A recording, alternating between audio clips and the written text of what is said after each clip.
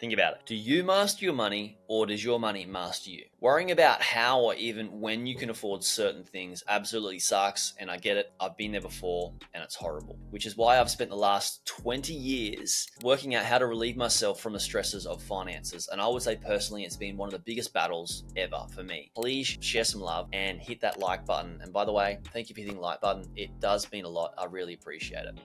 Diversification doesn't increase your wealth. This is huge. If your goal is to grow your wealth, don't diversify. I learned from a mentor that if you want to increase your wealth, you need concentration. If you want to preserve your wealth, you need diversification. So to grow your wealth, concentrate on one vehicle, one asset, and put all of your attention into that. If you don't want to continue with that asset, then choose something else and put your attention on that. But like I said, remember, it's better to stay in one lane and for a long period of time. Now, the most wealthy people have one major focus, one major business or investment they focus on to grow wealth, and they reinvest almost everything back into that until they want to slow down and preserve their wealth by offloading some resources into other assets for diversification. So if you're looking to build wealth, focus on one thing and go all in on it. Do it for the love, not fame. Most people want to be rich so they can be noticed. They're playing a social status game, which is a slippery slope because what you're doing is you're generating wealth so you can look good among your peers, which means you are seeking validation from others by typically building up your social status with typically materialistic things, and this causes two massive problems. One, if you're acquiring all of this stuff to make yourself look successful in life, you're not really doing this for yourself. You're likely and unconsciously doing it to try and make society and other people around you judge you as being a good person or a high status person because you have all of these materialistic things, meaning your happiness is purely based on what people think about you, which is insane because you have zero control over what people think about you. Secondly, as you start to acquire fancy materialistic things, you're typically going to always want more. A bigger, fancier house, a car, a boat, watch, clothes, and all these cool toys, and they can bring you fleeting happiness. And this means you need to buy things to make you happy. That's scary because real happiness is not based on what people think about you or the stuff that you own.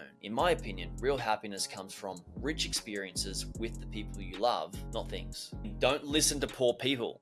My parents weren't poor, but they certainly weren't wealthy. And we had a few poor periods when my siblings and I were actually growing up, and this helped us become very, very resilient, very ambitious and competitive with one another. However, the adults we were surrounded by had poor person's mentality, which we obviously adopted until we realized that our parents taught us about making money was only keeping us stuck, and we seeked education and guidance outside of that and elsewhere. Of course, I lived with my parents and they wanted the best for me when I was living with them. But what's best for me, in their eyes, is keeping me safe based on what their view of the world is. So the second online business I was looking at acquiring took me over a month to do due diligence on, and I went to my dad with this, and dad helped me with due diligence because I wanted some guidance. And after a lot of thinking and assessing, my dad told me, Jared, I really don't think you should buy the business. Don't buy it. And as much as I love him, this is one of the first times I decided to not take financial advice from my dad. Of course, like any investment out there, there's elements of risk. But by me making my own decision, I acquired the business, and one of the best decisions I made. I earned 100% return on my investment back in 7 months. Now, if I have financial goals, I seek out the advice of someone who has already achieved what I want, and I will pay them handsomely for their advice and time. Do this yourself. Let your money dance.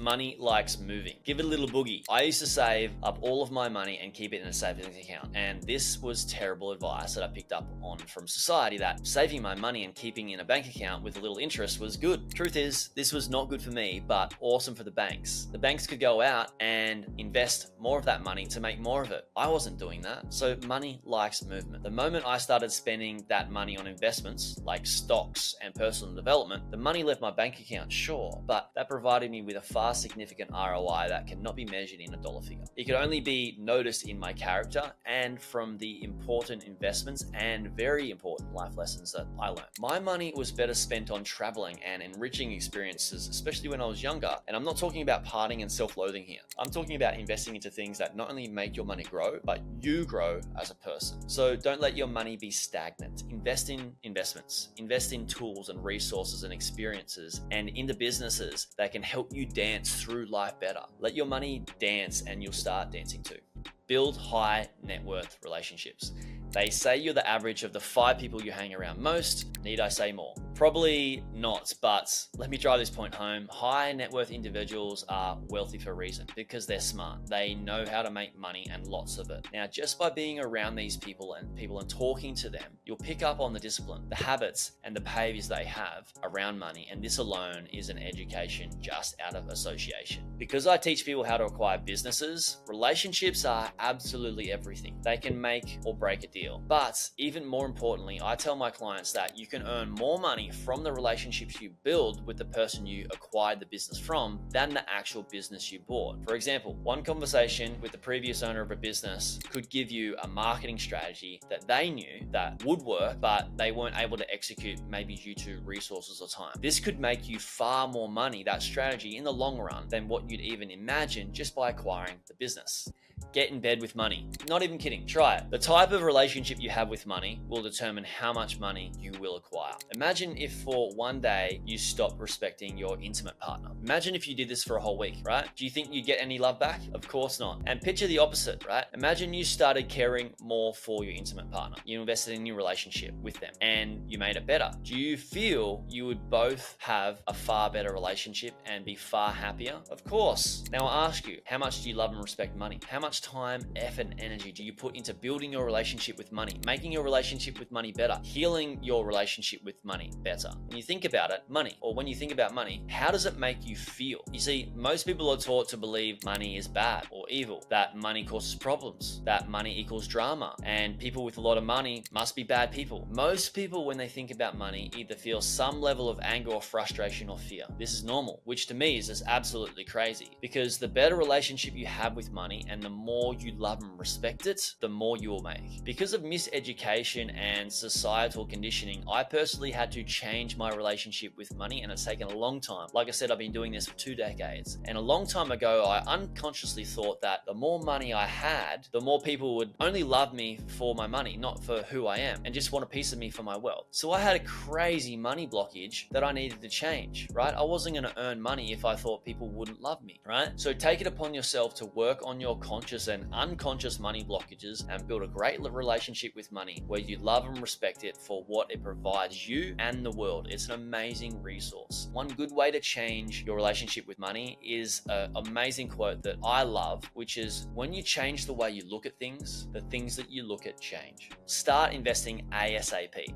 I nearly bought an investment property or real estate in Australia back in 2007 for about $230,000. That would be worth 1.6 million now, which is a huge 8 times return. Invest. If you can invest, don't wait. Don't let the fear keep you on the sidelines. The longer you are out of the game, the harder it is typically to get in the game. But on top of that, the less time you're putting on your side for compounding growth, meaning the longer you wait, the less you'll make.